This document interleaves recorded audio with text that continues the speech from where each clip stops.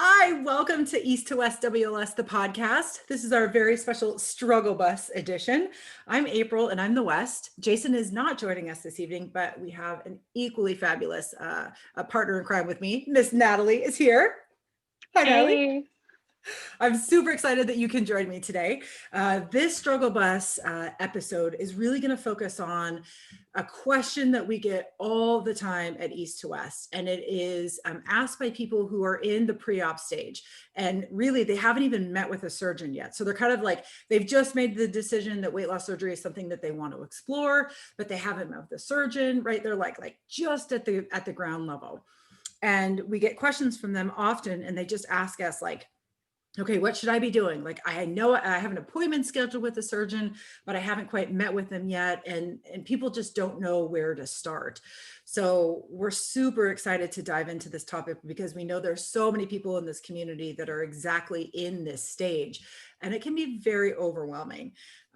And I think I'm most excited to talk to you because you are so fresh out of your own bariatric procedure, and you have been through a bariatric procedure more than once, which is just crazy.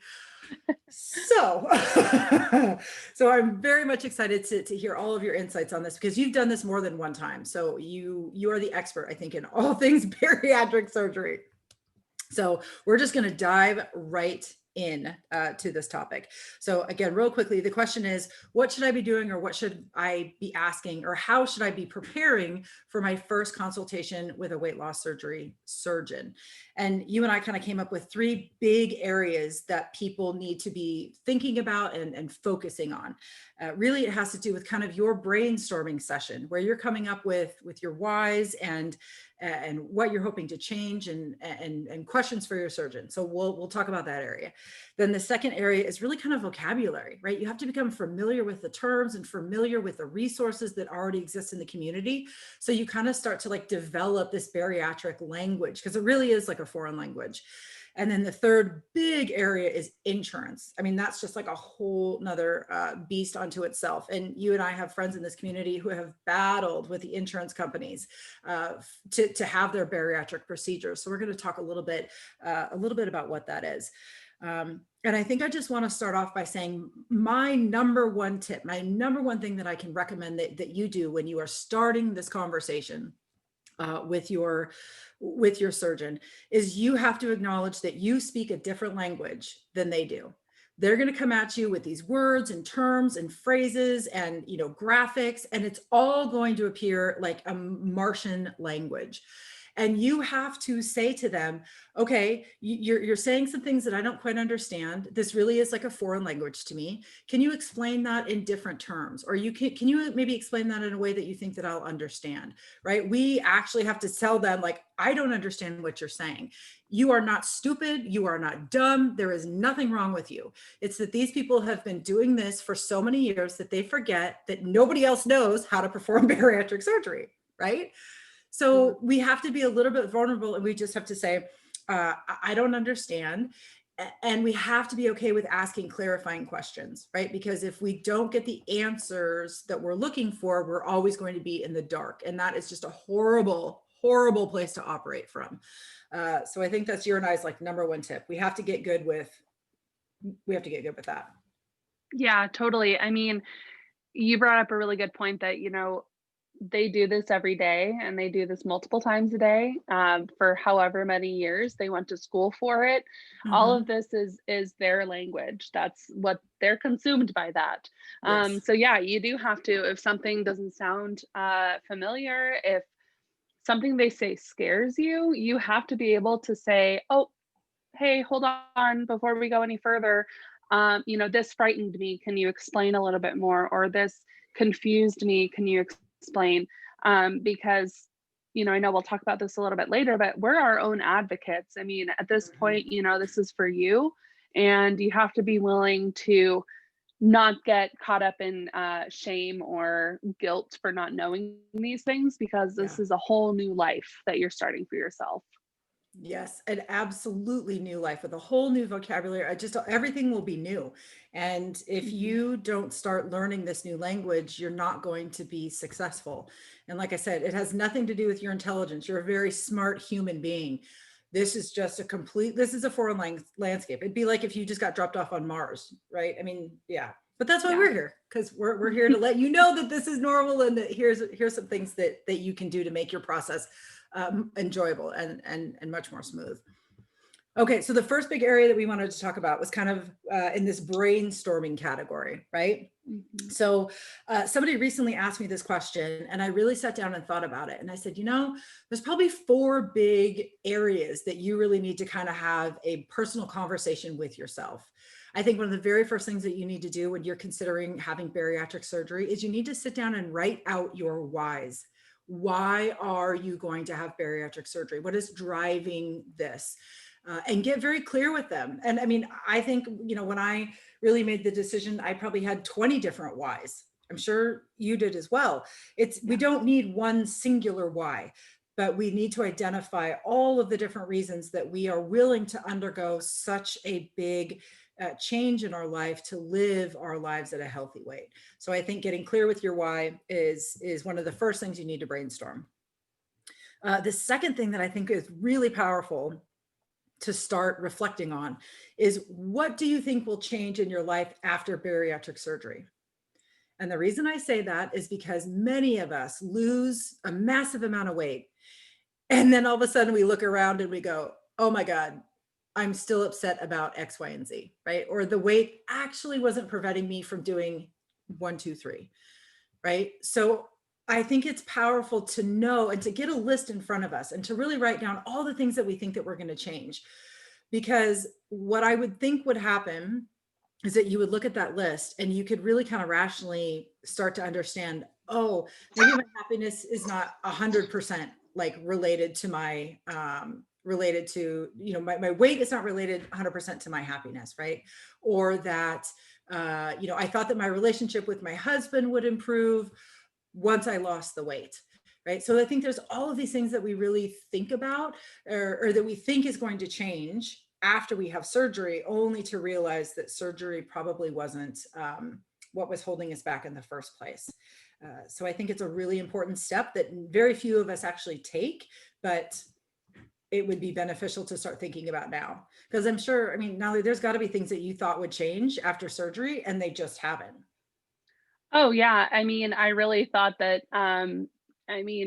this was years ago, but I really thought that, by having surgery, oh, my food addiction would be cured, or I wouldn't eat when I'm bored, or, anything like that. But it's not true. There are a lot of other facets of my life that have changed. But some of these core, feelings and attitudes towards my life have definitely not changed. And so I think being honest with your surgeon about those things is also, very beneficial to you. If you say, I struggle with food addiction, will this help me? Mm-hmm. They might say, sure, yeah, it'll help you, but it's not going to cure you. And so Mm-hmm. they're doctors. They're going to be very pragmatic about it. And for myself, I'm a dreamer. I'm always up in the clouds. So to have someone like bring me back down to earth for a second and be like, Mm-hmm. no, this isn't going to cure you. You're still Yeah. going to have to work at things. Being really honest with yourself, but also with your surgeon is also important. Yep, absolutely. And I was convinced, I thought for sure that like, oh, after surgery, I'm not ever going to think about food again, and I'm never going to be hungry, and all this kind of stuff. And that just absolutely is not true, because as you recover from surgery, your hunger eventually comes back and your ability to eat more than right after surgery comes back. So, very quickly you kind of realize, oh shit, like the weight was really a very small piece of this, puzzle that is my life. But I think what weight loss surgery gives us is this break between food and our dependence on it. It's a short-term break, but oh my gosh, is that where the work happens? Because that's where our brains are finally like freed of this weight of food or the thought of food or all these things that were just kind of holding it down that were related to our weight. That breaks, and then all of a sudden we have our entire brains available for critically thinking about all these areas of our life that we would hope would improve, to realize, oh, I can make the improvements. It's just not as related to weight as what I thought. So Yeah. yeah. Awesome. I would also write down all of your worries and concerns. So this is everything from like your medical worries and concerns. And then these are things that you're just like emotional concerns or, yeah, you know, things that you're thinking about when it's related to your weight and to your food. Write it all down. Write it all down because you can talk to your surgeon about those concerns. And if you have them in hand when you go to that first meeting, you're going to be well armed. I mean, they're going to be so impressed with the work that you've already done. And it's going to get you in the mind space of thinking about your life after bariatric surgery. It's going to be very different from the life that you're currently leading. And in my case, my life is much better. I'm happier. I mean, you fill in the blank after surgery, but I had a lot of concerns going into it, and that's natural. It's a huge thing, right? I mean, it's like a massive thing that we're going under. So what do they expect, right? Right. Oh, Exactly. yeah. Yeah. And I think also a thing that we kind of psychiatric center. So usually if you say, I mean, generally we'll get into this later, but generally you need to have a psych eval and all this stuff. If you're concerned about things mental health wise or emotional wise, you can ask them about mental health, and they can help match you with you know, a psychiatrist or a therapist to help you get that started as well. Yes. Yep. It's critically important. We were just interviewing somebody today, and basically in all the interviews that we've done so far for the podcast, I think everybody's like top 2 recommendations about recovering from bariatric surgery involves seeing a therapist, right? Because as soon as the weight starts to drop, you feel better, and then you realize, oh my God, it really was all mental, right? Or it's 90% mental. And you need that person in your corner to help you through it. And your surgeon should be able to recommend people to reach out to, as well as your insurance. But you know, we will definitely get to that. And then you had some awesome medical questions that you think people need to ask. They're phenomenal. Yeah. So these are things that you know, I have been through a couple rounds of surgery. So, you know, my first surgeon that performed my lap band and my plication that both had complications, I realized looking back that she didn't seem very passionate about helping people. Maybe it was just how she came off to me, but as far as I'm concerned, and with the lack of support that I received, you know, I just, you know, realized that maybe she wasn't as passionate about helping people as I thought she was. So my number one question is to ask your surgeon why they enjoy doing what they do. You know, why do you enjoy performing these surgeries every day, every week? What joy do you get out of that? And when I asked my surgeon most recently, you know, he was just so passionate about helping people and helping them make these huge lifestyle changes and really helping save their life. And that was a huge pivotal moment for me into choosing to work with him. So you know, that's the first one for sure. Yeah. I'm sorry, my dog is watching squirrels, so I'm distracted. Oh, Hooper. He's on the hunt, and I'm waiting for his bark again. The second one that the second and third are 2 that I ask in tandem. The first one is, how many surgeries have you performed?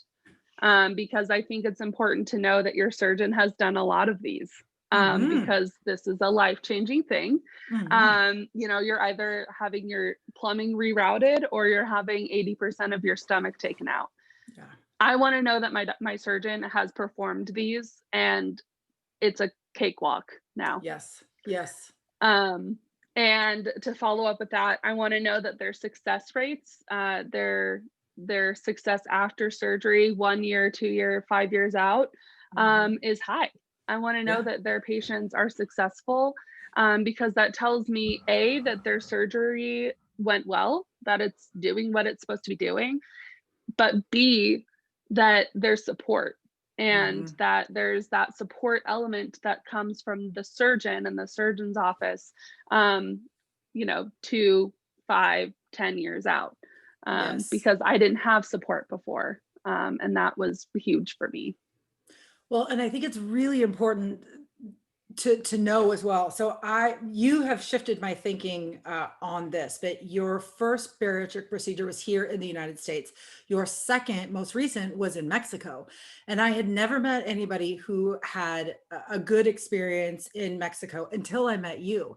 And now I'm meeting all kinds of people who have had phenomenal bariatric experiences in Mexico. And it sounds like the support that you get from uh, from your center is like unparalleled to what I got from my experience. I think our surgical experiences were equally wonderful, but then the support afterwards, oh my gosh.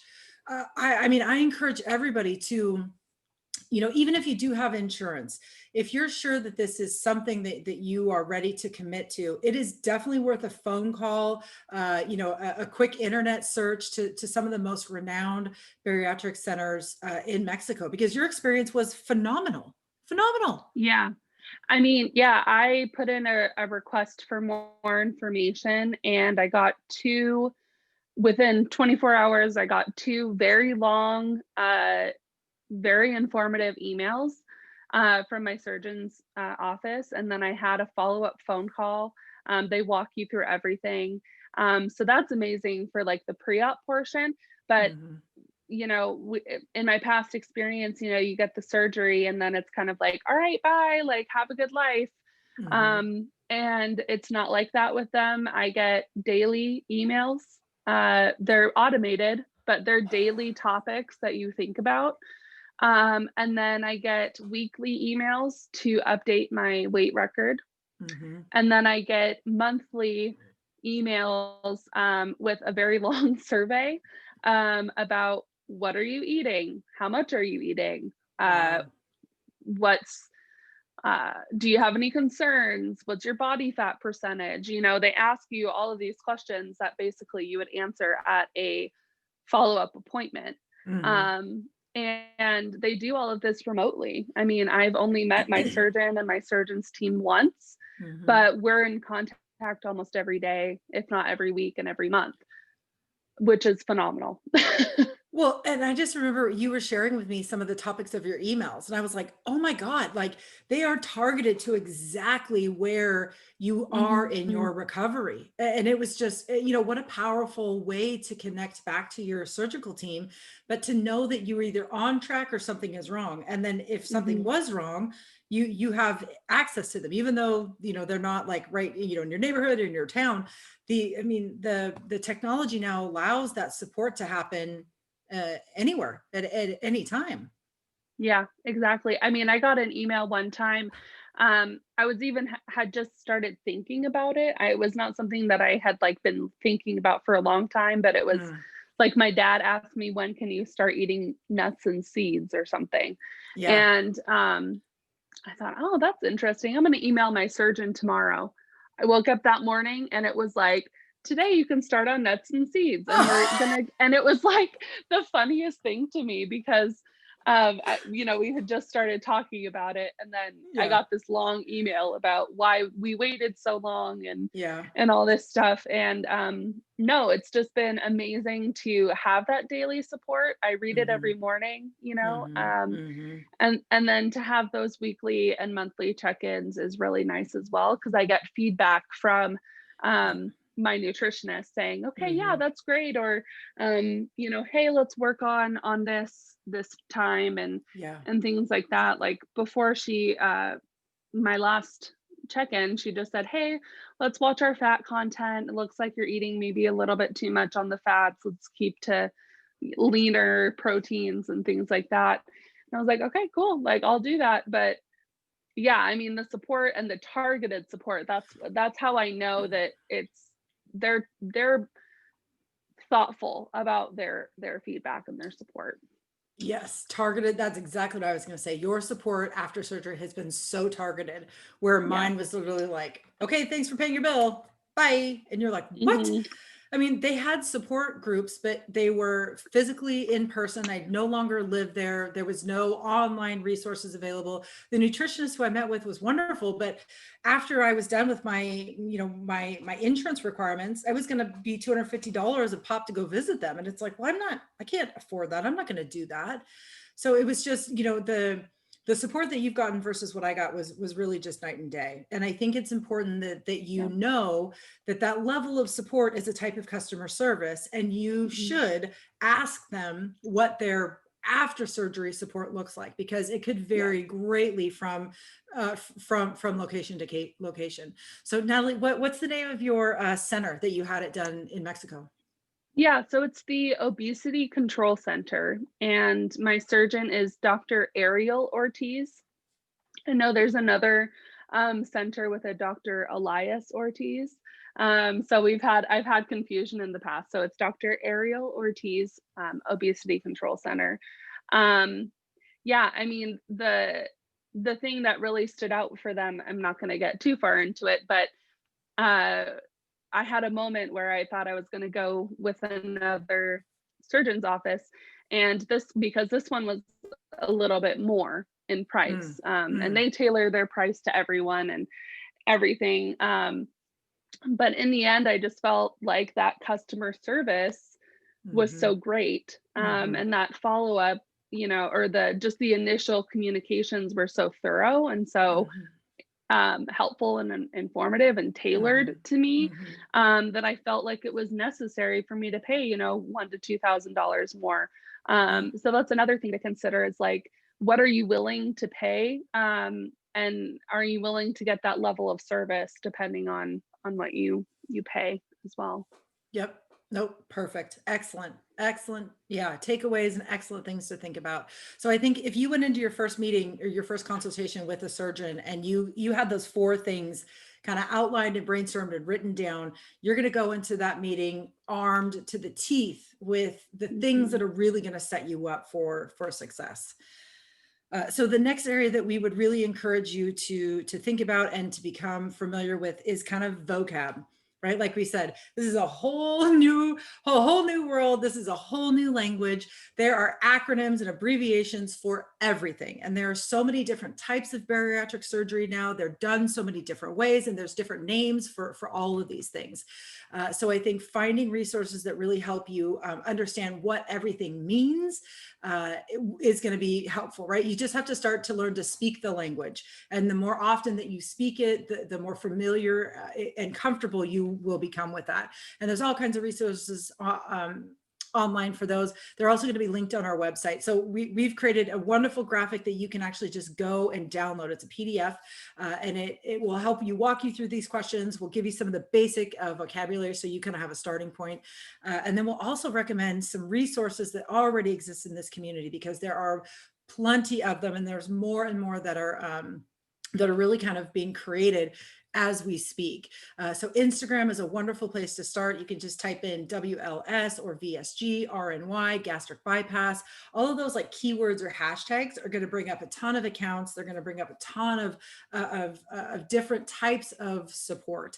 And I think it's really important to know that you're going to get a little something different from everything that's out there. So there's nothing wrong with really just kind of seeing, the buffet, if you will, that's out there, and trying each one of them to see what one really resonates with you, because you might not click with one person or with one group or with one type of information, but you will click with something out there. And the more that this community grows, just the more supports that are made available. So that's where I started, was with Instagram. I've since kind of branched out to, just to the internet and to Facebook. And of course, we love what we do here at East to West. So we would love to be a resource for you. But there are plenty of other ones out there, and we are more than happy to recommend those to you as well. So that's kind of it for vocab and just finding the community, right? And the other thing that Natalie and I and everybody who's in this community basically says, the weight loss surgery community, the bariatric community on Instagram, is straight fire. It is filled with nothing but kind, courteous, caring people that are there to help and support you. It's like this magical pocket of the internet where it actually does what all the creators said that it was going to do, which is connect Yeah. people. So don't be afraid to create an account, and don't be afraid to just explore and follow, and just see what people are doing, see how they are living their lives after surgery. And it's a great place to also see how people are preparing for their surgery. Because I think a huge chunk of people that are really in the Instagram bariatric community are pre-op. I would probably bet, I mean, what do you think? Maybe 30%, maybe more? I mean, yeah, I would beg to say it's almost even. Like probably 60-40. Yeah. You know, Yep. there are a lot of, I know when I joined back in June, there were a lot of us that were still pre-op, Mm, and I feel like every month there's another surge of yes. people following me who are pre-op. Hmm. And yeah, I mean, like April said, just make the account. You don't have to be, it's not a popularity thing, it's not a Mm-mm. numbers game. If you Mm-mm. just want the information, accounts like myself, East to West, April, we're just there to spread the word and to share information. Hmm. And there's a lot of information out there. So you can just spend the time, create a private account, and just follow people Yeah. that you want to follow. Yep. Yep. And definitely do not be afraid to direct message people, send them a Mhm. message directly and just let them know a little bit about your story and ask them a specific question. I mean, that's how I met Natalie. It's how I met Jason. It's how I met everybody that's a part of East to Yeah. West. And it's how I've made these really lasting and meaningful connections and relationships with people in the community. Just a simple conversation. It's Yeah. really as easy as that. So, okay. And then the last area that we really recommend that you hit hard is insurance. Oh my God. I know. We're just like, oh my God. I don't think anybody, well, maybe Jason. Jason's insurance experience was like a cakewalk. Mine was medium. I know. How was yours? Was it? So when I ago was trying to get surgery here in the States, and it was pretty awful. I mean, as far as uh, you can feel pretty let on, I guess I'll say. And Mhm. then you get to the end, like what happened with me, and they say, "Oh, there was something off about your psych eval. We're not going to approve you." It's like, What? okay, that's Yeah. it. Like, that's all I get after 6 months of trying, Yeah. you're like twitching, like, okay. I just spent 6 months of my life, and then I did that Yeah. twice, got denied twice, Oh my for God. my psych eval, Oh, which, that's I right. mean, looking back, I'm grateful that I didn't get it then, because I was gonna Yeah. get gastric bypass and a lot of other things. Mhm. So in the end, it was kind of divine intervention. But insurance is tricky. They're very vague, and they really only care about your money. And Mhm. I hate to say that, but it's true. And that's what it boils down to, really. Yeah.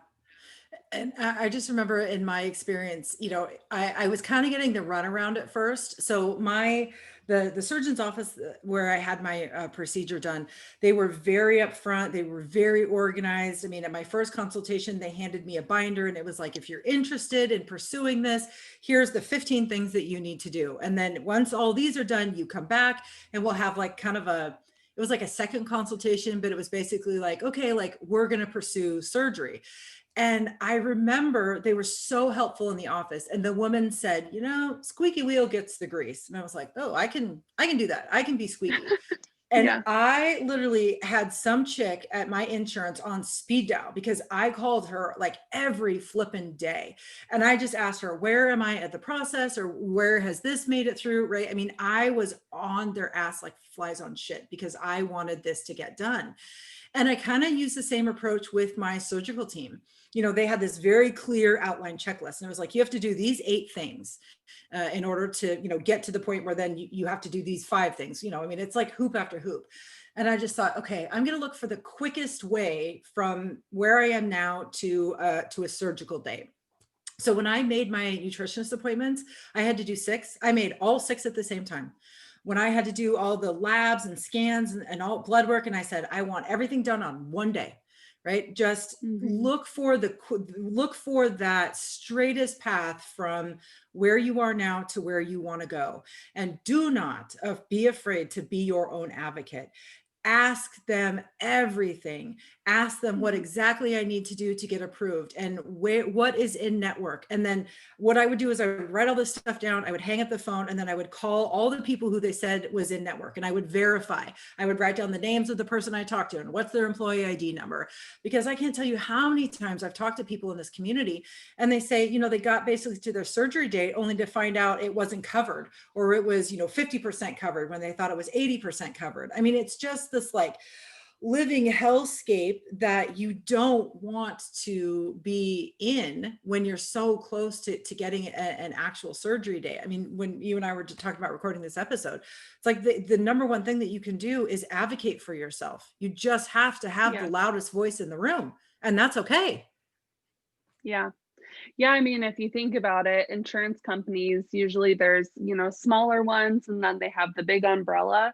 That Hmm. big umbrella, they oversee billions of people, Hmm. and Hmm. you have to, in order to make it to that finish line, you have to call them weekly or, Hmm. monthly to make sure that you're on the right track. And Hmm. I think a lot of people go into this obviously very excited, as you should be, Yeah. um, and obviously prepared to talk with your surgeon.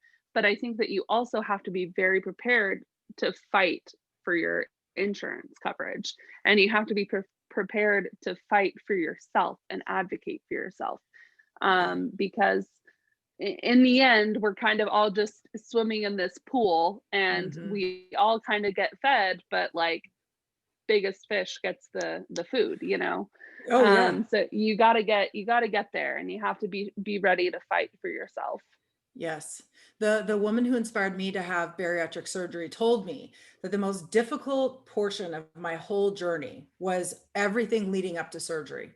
She had said, right, Yes. not only are the mental game is going to be brutal, you're going to be second guessing everything, but your insurance company could be the troll under the bridge that's doing everything it possibly can do to prevent you from crossing that bridge. And if Yeah. you don't just steel yourself for this battle, it's never going to happen, right? Because you're going to get roadblock after roadblock. I mean, I'm saying this maybe too generally, but more than likely, right? You're going to have some roadblocks thrown in your way, and Yeah. your ability to deftly navigate those roadblocks or to deal with them as they come, and then seek solutions or demand solutions, is what is going to get you to that end goal. And I swear to God, they make it so difficult. Half the people probably just give up because they feel like, well, I can't fight the insurance company, or I can't do this, or I don't have the time. And that's how they get away with not offering you a tool that you need to live your life at a healthy weight. So you Yes. just have to become the bulldog. You have to become the loudest voice, the squeaky wheel. You have to set time aside in your day to deal with the insurance companies, to go through the hoops. But in the end, it's going to be worth it, because this is the tool that you have probably been seeking for a very long time, that will allow you to live your life at a healthy weight. I think if you're like Natalie and I, we tried everything to live to live at a healthy weight, and we lost weight and it always came back, right? The obesity is Hmm. caused by so many reasons. There's a myriad of reasons out there that you are Hmm. carrying excessive weight. The only thing that matters is that you are ready to do something about it, and you want to access a medical tool that has been designed specifically for you to live your life at a healthy weight, right? It's no different than Exactly. Uncle John getting a heart stent, or Aunt Janny taking insulin for her diabetes, right? Yeah. You wouldn't give anybody shit for a knee replacement, yet, right? Some people in our society tends to look at bariatric surgery as quote unquote the easy way out. As Natalie and I can attest to, the easy way out would have been staying the same, Yes. doing exactly what we were doing before. That would have been easy. We Yeah. chose the most difficult, fire strewn, asteroid impacted path that is out there, but it was Yep. what we had to do to live our lives at a healthy weight. So, I mean, yeah, stay the course, really brainstorm your questions, focus on your vocabulary, find the resources that already exist in the computer, and steel yourself for battle, because in the end, it will absolutely be worth it. Yeah. And I think it's also important to point out, this advice is not just for people who are having the sleeve or VSG, vertical sleeve gastrectomy. This advice is for anybody pursuing any type of bariatric surgery, whether it's lap band, RNY, gastric bypass, gastric binding, you name it. There's so many different surgeries out there. This is not specific to the surgery that Natalie and I had. This is specific to bariatric surgery. This is just what we recommend to help prepare you for a potential surgery day. Yep. Yep. And be ready for it. Some people get their surgery dates real soon. Some people, it takes them a while. And just remember that, you're starting this journey, and your journey is going to be very different from everyone else's. So get ready to, there are similarities, but just get ready to have your own journey and your own battles. And also just know that, we're here, East to West is here, but there's a huge community out there that's ready to help you along the way as well. Absolutely. Natalie, you often talk me down the ledge when I start comparing myself to others. And you so lovingly remind me, right, that comparison is the thief of joy. Yeah. And that is so very true. Yep. If you go through with bariatric surgery, I'm going to take a stab in the dark, and I'm going to say your life is going to be unimaginably unrecognizable when you are done with your surgery. But I would have surgery every day for the rest of my life if it meant that I could live the life that I'm living now, and have the clarity that I have now, and the feeling of lightness, not in my weight, but just, in every aspect of my life. I just feel like this has been such a, it's just really allowed who I always was to shine through much brighter. My big fear going into bariatric surgery was that it was going to change who I was, or that I would lose friendships, or, people would see me differently. And while some things have shifted and changed, I am still the same person I always was. And that just, that was my biggest fear. And you and I've talked about this before. You are no different. You're not a different person. You just have a greater capacity to be who you always were. Yeah. Yep. And for me, I know we've talked about it too. It's reignited that fire for life. And I feel like that's a huge theme as well for a lot of people. When you get to be like I was 400 pounds, it's like, okay, life is just going through the motions of the day. But, as I told April today, I was like, I woke up today and I felt inspired, and I'm doing all this stuff. And it's such a great feeling to wake up one day after surgery and just feel like you can tackle anything. And I think, and enjoy tackling those things. So, it is a battle to get there. You're taking the first step. You're going to see this surgeon. You're getting this consultation, and just know that it's the first step towards a new life. And I hope you're excited about it, but also be ready to fight, because you will. Absolutely. Oh my gosh. Well, thank you guys so much for listening or watching. We have a fabulous YouTube channel, and if you're listening, we're adorable. So you should probably check us out there. All you need to do is head to YouTube and search East, the number 2, West _ WLS, and our podcast, our everything that we do here at East to West is available for you online there. There'll be links in the show notes to the graphics and to the organizers that we were talking about. And please, please, please give us a follow on Instagram. Reach out to us and let us know, hey, I listened to the Struggle Bus episode on kind of all the pre-op conversations with our surgeon. I found it really helpful. And then use us as a resource. That is literally why we created East to West. It's why we're here. So on Instagram, it's just East, the number 2, West _ WLS. You can find me on my personal Instagram page at actively_April. And you can find Natalie at it's Breaking Barriers. So it's Breaking Barry _ ERS. She told me that the other day and it finally clicked. I thought it was barriers, like a physical barrier. No, it's B-A-R-I, like bariatric. I was like, oh my gosh, you're so smart. I would Yeah, have it's a never. little play on words, you know.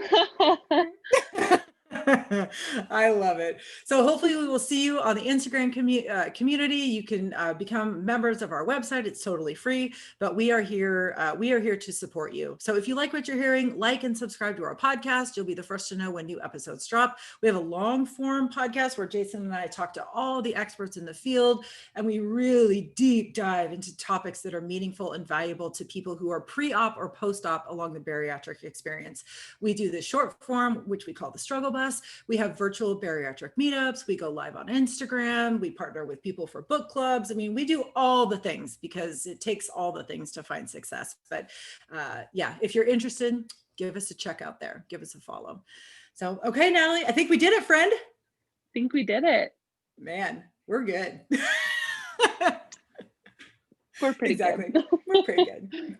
All right, you guys. Well, we hope you have a fantastic day. And please remember always that you've got this and we've got you. We'll see you soon.